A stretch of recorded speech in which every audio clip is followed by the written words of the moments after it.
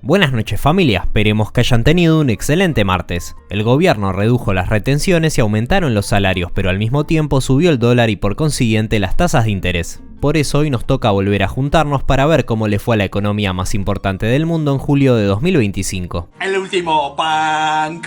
Para empezar, el INDEC reveló el dato de inflación de junio que fue de 1,6%, dato muy parecido al de mayo que fue de 1,5% con el aliciente de que la inflación interanual perforó el 40% por primera vez desde 2021 con una evolución del 39,4%. Pero antes de seguir hablemos de algo muy importante. De la mente de un desarrollador argentino llega Idle Slayer. ¿Estás listo para una aventura que nunca se detiene? Con más de 10 millones de descargas en todo el mundo y disponible en 27 idiomas, Idle Slayer te captura desde el primer clic. Un juego que combina lo mejor del género incremental con acción, estrategia y una estética pixel art encantadora. Hay un árbol de habilidades enorme y mecánicas ocultas que vas a descubrir con el tiempo. Explora un mundo lleno de secretos, desbloquea más de 200 misiones, supera 600 logros y potencia a tu personaje con más de 700 mejoras. Y lo mejor de todo es que está en el puesto 2 en el ranking de videojuegos argentinos y está totalmente gratis en Steam. Además, enfrentate a jefes, descubrí escenas cinemáticas únicas y disfruta de minijuegos que aparecen de forma aleatoria para sorprenderte en cualquier momento. Y lo mejor, jugalo donde quieras. Gracias al guardado en la nube podés pasar de PC a celular sin perder el progreso. Así que ya saben, si quieren jugar un ratito mientras escuchan de fondo a los herederos, esta es la mejor opción. Sigamos con el video. Hay que bancar a los chivos. Por otro lado, el dólar y la tasa de interés fueron protagonistas este mes debido a su particular volatilidad. Recordemos que el gobierno de Milei heredó el problema de las LELIQs y demás pasivos remunerados, que básicamente eran deuda del Banco Central por las que el Estado le pagaba a los bancos tasas altísimas para que estos quieran siempre renovarla y así no prefieran que se les paguen los pesos que les corresponden porque esto generaría un aumento gigantesco de la cantidad de dinero y por lo tanto un aumento enorme de la inflación y del dólar. Bueno, desde que Milei es presidente se estuvo fijando una tasa de interés para esta deuda inferior que la inflación. Hasta que a mitad de 2024 el gobierno decidió pasar esta deuda al tesoro a través de un nuevo instrumento llamado LEFI. Y desde allí en adelante que la tasa de interés se estabilizó en terreno positivo y este instrumento estuvo conteniendo el exceso de dinero hasta hace 2 semanas. Porque el 10 de julio el gobierno le dio fin a este pasivo. ¿Qué pasó después? Que mucha de esa plata que estaba en las LEFI fue a parar caóticamente a otros instrumentos de corto plazo y al dólar, haciendo que baje mucho la tasa de interés y suba el dólar. Y como estas dos cosas no son muy amigables con el hecho de que baje la inflación, el gobierno tomó medidas en el asunto. Principalmente lo que hizo fue absorber ese dinero emitiendo nueva deuda desde el Tesoro Nacional a través de las famosas LECAPs y BONCAPs y además subir fuertemente los encajes, lo que obliga a los bancos a tener guardados una porción importante de sus pesos. En pocas palabras, esto fue lo que generó que suba fuertemente la tasa de interés. En cuanto al billete verde, durante el mes de julio evolucionó de forma que hace acordar bastante a lo que pasó a mediados del año pasado. El dólar aumentó considerablemente de los 1.235 pesos a 1.380, o sea, digamos un aumento del 11,7%. ¿Esto es algo malo? No, el dólar flota y es sano que su precio suba o baje cuando el mercado lo determine. Lo que sí podría ser peligroso es que el aumento del precio del dólar se traslade a los precios en pesos, haciendo que aumente la inflación. Sin embargo, al parecer la inflación de julio va a estar por debajo del 2%, por lo que parece que el impacto del dólar es relativamente pequeño teniendo en cuenta que este sufrió un aumento de 2 dígitos. Por ni mencionar que el dólar apenas se encuentra algunas decenas de pesos más caro que lo que costaba el blue con masa en el ministerio de la FAFAFA. De hecho, el dólar está aumentando mucho más que los precios en pesos, o sea que el tipo de cambio real está subiendo fuertemente.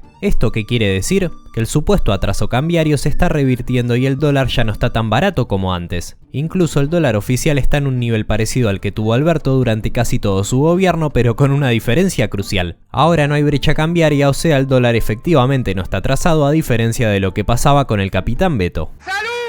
Por otro lado, Milei avanzó en cumplir una de sus tantas promesas de campaña. Resulta que en nuestro país, contrario a lo que se hace en todo el mundo, no solo que no ayudamos a los exportadores, sino que los reventamos a impuestos con las famosas retenciones. Este impuesto, que era mínimo en la década de los 90, a partir de la llegada del kirchnerismo al poder se volvió altísimo, rondando el 30% durante todo el siglo XXI. El presidente en campaña había prometido bajar este impuesto y ya había dado un primer avance hace varios meses bajando retenciones de manera permanente a la industria y a algunos cultivos del campo. A su vez también había realizado una reducción temporal de las retenciones durante la primera mitad de 2025, y en estos últimos días anunció la baja permanente de retenciones para los principales cultivos como lo son la soja, el trigo o el maíz. La reducción de las retenciones van del 1,25% hasta el 6,5% y ya se encuentran en valores similares a los que había con Macri. O sea, digamos que dejen de llorar desde el campo porque van a volver los cucas y Grabois los va a mandar a plantar perejiles pero con retenciones del 500%. Está todo bien, loco. No pasa nada. En cuanto al ámbito internacional tenemos malas y buenas noticias. Arrancando por la positiva, la calificadora Moody's le subió la calificación crediticia argentina de K3 a K1.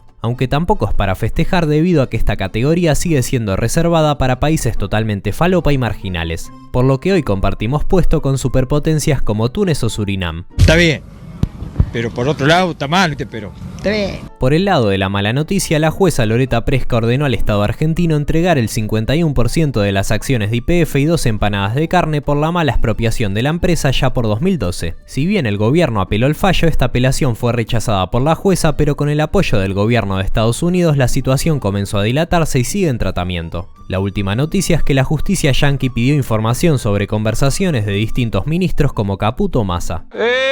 Cerrando el capítulo de vergüenza internacional, nos volvemos a meter en los confines de la nación para ver los datos del estimador mensual de actividad económica que muestra el INDEC, en donde podemos ver cómo la economía cayó en mayo 0,1% respecto del mes anterior, que junto al crecimiento de 1,8 en abril y la caída de 1,7 en marzo conforma el primer trimestre donde la economía cayó respecto del anterior trimestre, aunque la economía interanualmente sigue registrando un crecimiento acelerado del 5%. Por otro lado, para los que rompen las pelotas con el atraso cambiario, en junio la cuenta corriente cerró con un superávit de más de 2.000 millones de dólares gracias a la corrección del tipo de cambio real y al adelanto de liquidaciones por la baja de las retenciones. Esto generará que el segundo trimestre cierre con superávit externo. De hecho, hablando del atraso cambiario y el dólar, el Tesoro adquirió vía deuda y compras más de 2.000 millones de dólares y las reservas del Banco Central cerraron el mes con un número muy similar a como arrancaron, con un nivel de alrededor de 41.000 millones de dólares. Yendo a los datos sociales, el promedio de los salarios subió 3% en mayo, duplicando la inflación que fue del 1,5 en ese mes. Por el lado del empleo, la realidad es que está un 0,1% por encima que el nivel que tenía en el último trimestre de 2023. Pero es importante destacar que el único tipo de empleo que crece es el independiente, mientras que todos los grupos de asalariados caen. Probablemente explicado por el crecimiento del uso del monotributo, o sea, digamos, resulta que el único empleo en blanco que crece es en el que se pagan menos impuestos. ¿Quién lo diría? Muy bien, muy agradecido, muy bien. Así que bueno, efectivamente estamos a un mes menos de ser el país más rico del mundo y a un mes más desde que Maslatón decidió convertirse en el Evil Nostradamus. Hasta la próxima. Bueno gente, recuerden que si les gustan este tipo de resúmenes pueden ayudarnos a través de Patreon, Cafecito, Mercado Pago. Todos los links en la caja de comentarios. O si no, también estaría muy bueno que se suscriban al canal, den un me gusta o comenten el video. Hasta la próxima.